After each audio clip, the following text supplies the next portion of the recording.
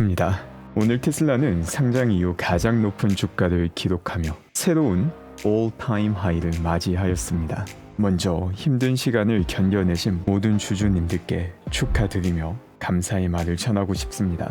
오늘 테슬라 주가 같은 경우 어떻게 보면 운명의 장난을 보여주기도 하였습니다. 지금까지 올 한 해 테슬라 주가 상승률은 현재는 71%로 나와 있지만 테슬라의 주가가 420달러를 기록하였을 때는 놀랍게도 이 수치가 69%였습니다.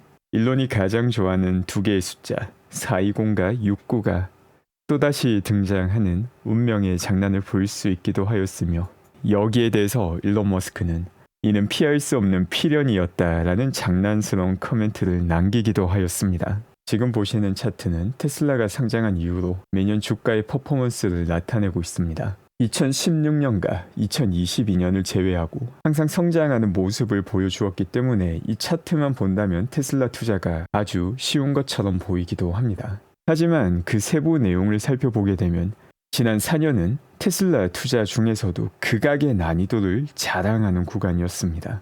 2020년 연중 최저가와 최고가를 보게 된다면 거진 10배 가까이 차이가 납니다. 하지만 2020년 같은 경우에는 최저가에서 최고가로 주로 올라가던 시기이기 때문에 대도파민의 해라고 해도 과언이 아니며 이 변화폭만 본다면 난이도가 상당히 높았다라고 생각할 수도 있지만 그 방향이 주로 우상향이었기 때문에 체감 난이도는 결코 높지 않은 시기였습니다. 그런데 2021년을 보게 되면 저가와 고가가 2배 정도 차이가 나게 되며 실제로 투자자가 겪는 변동성 중에 내려가는 구간도 상당히 많았습니다. 그리고 가장 극악의 구간이었던 2022년도 연중 최고가와 최저가의 차이가 거의 4배 정도 차이가 나게 되며 실제 역사적 최고 주가와 비교하면 거진 4배 차이가 나게 됩니다. 그 다음에도 최저가와 최고가가 거의 3배 가까이 차이가 나며 2024년도 역시 엄청나게 높은 변동폭을 보여줍니다. 그런데 2018년도 이전으로 내려가게 된다면 최저가와 최고가가 2배를 넘어가는 경우도 사실 그렇게 많지 않았다는 걸 볼 수 있습니다.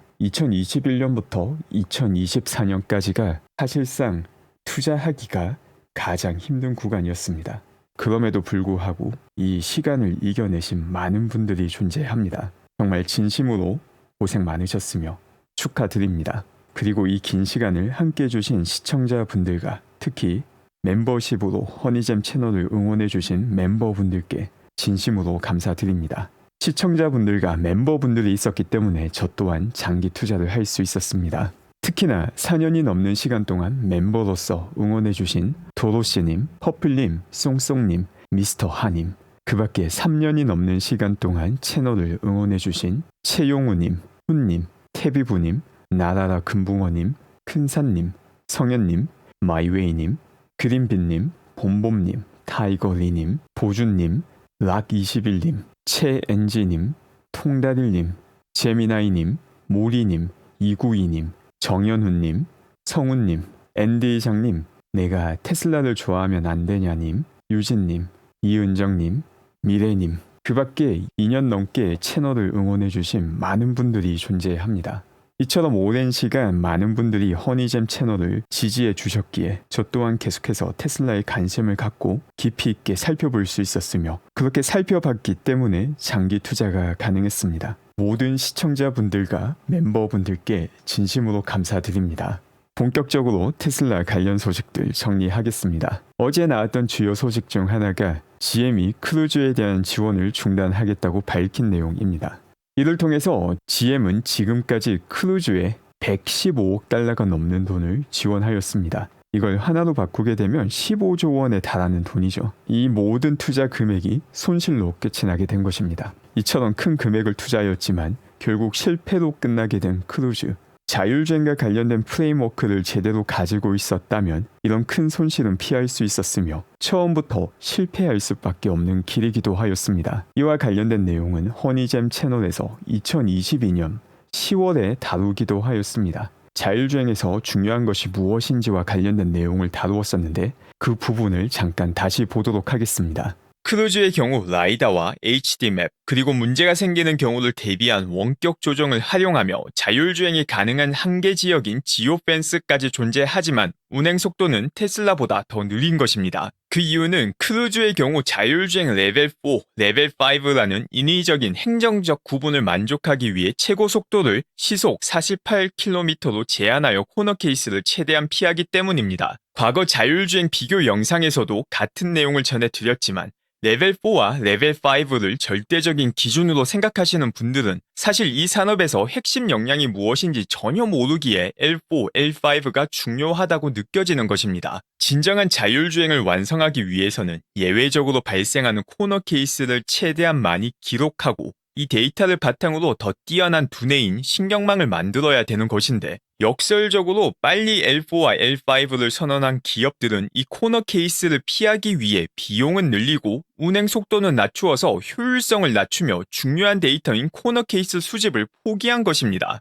레벨 4와 레벨 5라는 타이틀에 가장 높은 우선순위를 둔 것은 멍청한 접근이었다는 것은 이번 포드 어닝을 통해서도 명백히 드러났습니다. 포드는 레벨 4에 초점을 맞춘 자율주행인 알고를 포기하며 2.7 빌리언 달러에 달하는 손상 차손을 기록합니다. 그리고 L4가 아니라 L2와 L3에 초점을 맞추는 방향으로 선회하겠다는 것을 공식적으로 밝혔습니다. 애둘러 말했지만 우리가 틀렸다. 테슬라가 옳았다는 것을 공식적으로 인정한 것입니다. 제가 자주 인용하며 금융정보에서는 정말 큰 유용성을 제공해주는 게리 블랙씨도 항상 크게 비판한 내용이 자율주행과 관련해서 너무 현실과 다른 주장을 한다는 것이었습니다. 당장 겉으로 보기에는 L4 이상의 등급이 숫자가 더 높기에 혹은 전문가들이라 믿는 사람들이 정한 규정이기에 더 뛰어난 것처럼 보일 수도 있습니다. 하지만 실상은 L4와 L5를 제공하는 접근 방법은 낮은 효율의 고비용 방식이며 동시에 빠른 발전이 불가능한 막다른 골목길로 들어서는 방식이라는 것이 더욱 확실해지고 있습니다.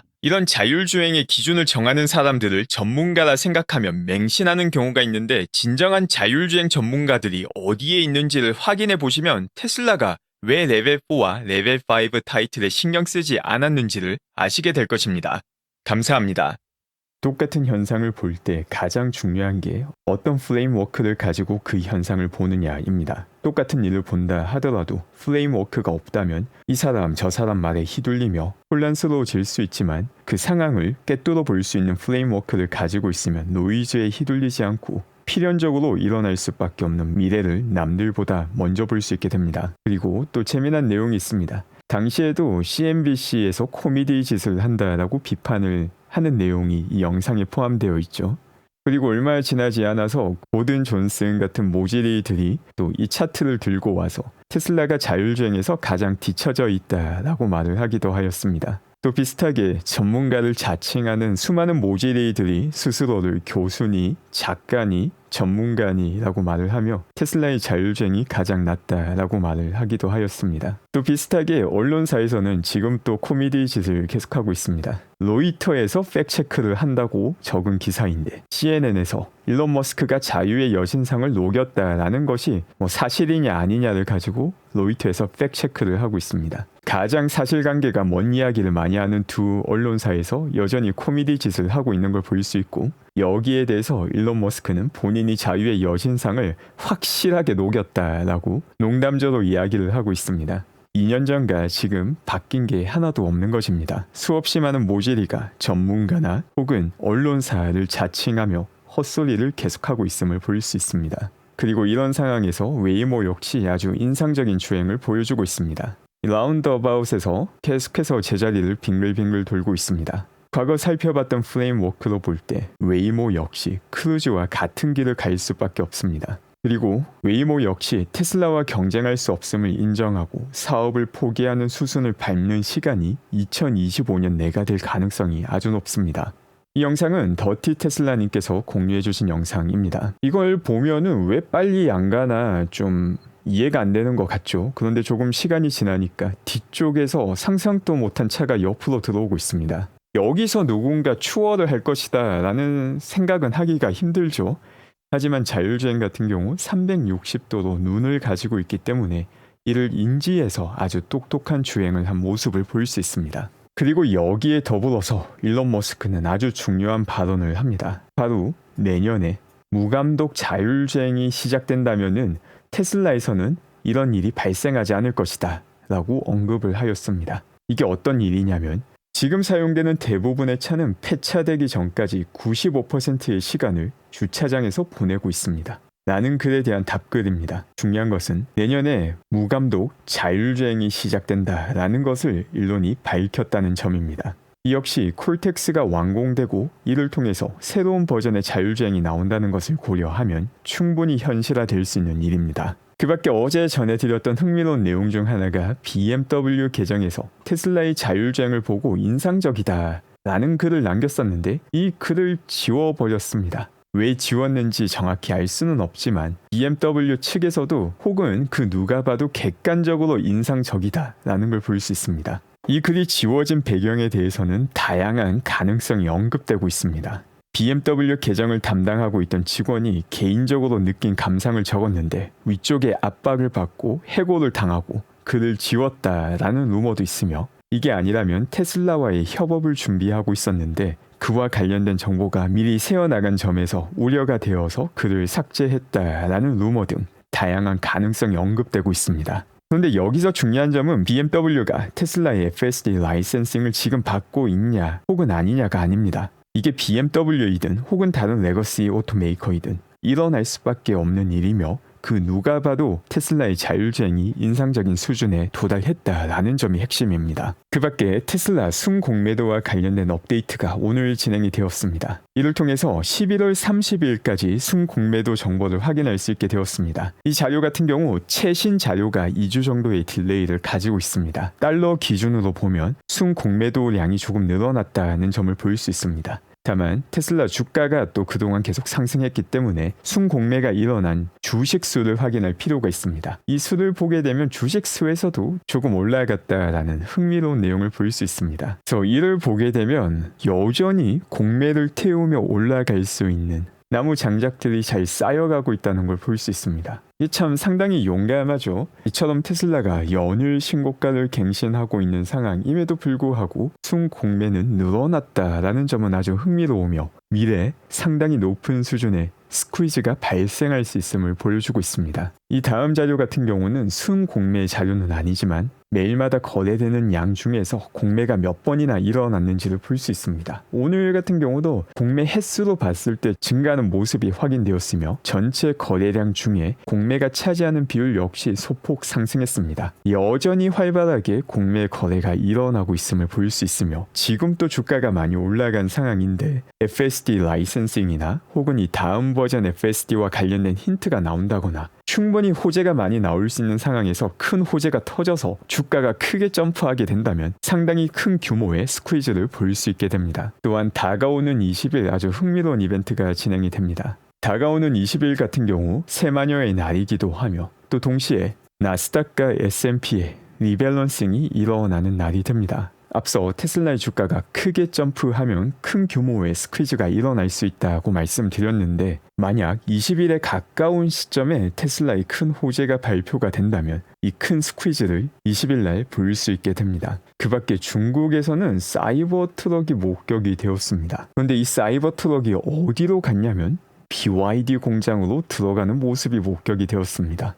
다양한 회사에서 테슬라의 사이버 트럭을 분해하며 하나의 학습 교재로 삼고 있다는 걸 볼 수 있습니다. 그 밖에 중국에서 사이버 트럭과 관련된 흥미로운 소식이 전해지기도 하였습니다. 이와 관련해서 테슬라님께서 분석을 해주셨습니다. 이번에 발표된 내용에 따르면 에너지 소비량 계산 보고가 완료가 된 것이며 흥미롭게도 사이버 트럭 같은 경우 승용차로 구분이 되어 있으며 그리고 앞으로 승인 절차를 거칠 필요가 있는 상황입니다. 아직 승인이 남아있기는 하지만 이처럼 한 단계 한 단계 나아감으로써 중국 내 사이버 트럭이 판매가 될 수 있는 가능성은 조금 더 올라가게 되었습니다. 그 밖에 유럽 자료입니다. 유럽 자료 같은 경우 전체 유럽에서 60% 정도의 판매를 차지하는 국가들을 정리한 내용입니다. 유럽 같은 경우 각 국가마다 리포팅이 되는 시기가 다르기 때문에 주기적으로 리포팅되는 국가들을 바탕으로 정리한 내용입니다. 이번 4분기를 보게 되면 다른 분기와 비교했을 때 10주 판매량이 여전히 높은 상황이며 누적 판매량으로 봤을 때 역시 최고 수준을 보여주고 있습니다.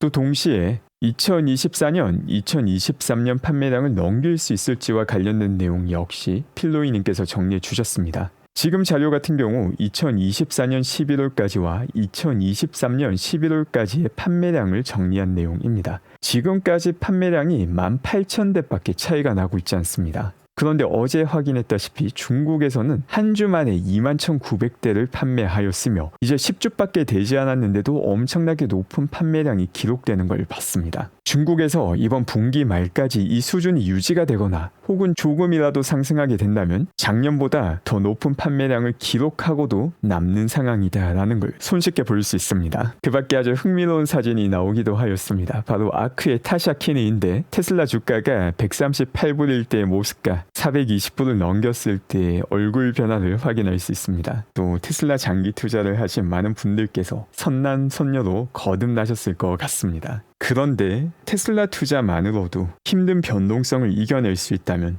큰 자산 가치 상승을 경험할 수 있지만 아예 다른 수준으로 자산 가치가 상승하는 이벤트는 아직 시작되지 않았다고 봅니다. 그 이벤트가 시작되는 게 바로 스페이스X 혹은 스타링크가 상장되는 시기입니다. 지금 스페이스X 같은 경우도 350 빌리언 달러로 밸류에이션이 측정되어 있음에도 불구하고 스페이스X를 매도하고자 하는 투자자가 없는 상태라고 일론 머스크가 밝혔습니다. 일론 머스크는 테슬라 장기 투자자에게 혜택을 줄 것이다 라고 말을 하였으며 이 혜택은 스페이스X 혹은 스타링크가 상장될 때 장기 투자자에게 어떤 형태로든 혜택이 돌아갈 가능성이 높습니다. 그리고 저는 그 시점에서 정말 의미 있는 자산가치 상승을 경험하는 장기 투자자분들이 많이 나오게 될 것이라고 생각합니다. 지금만 해도 테슬라의 주가가 올타임 하이를 찍었기 때문에 많은 분들의 자산가치 역시 최고 수준을 찍으신 분들이 많을 것입니다. 그런데 여기서 기억해야 되는 내용도 있습니다. 지금 이 글은 2021년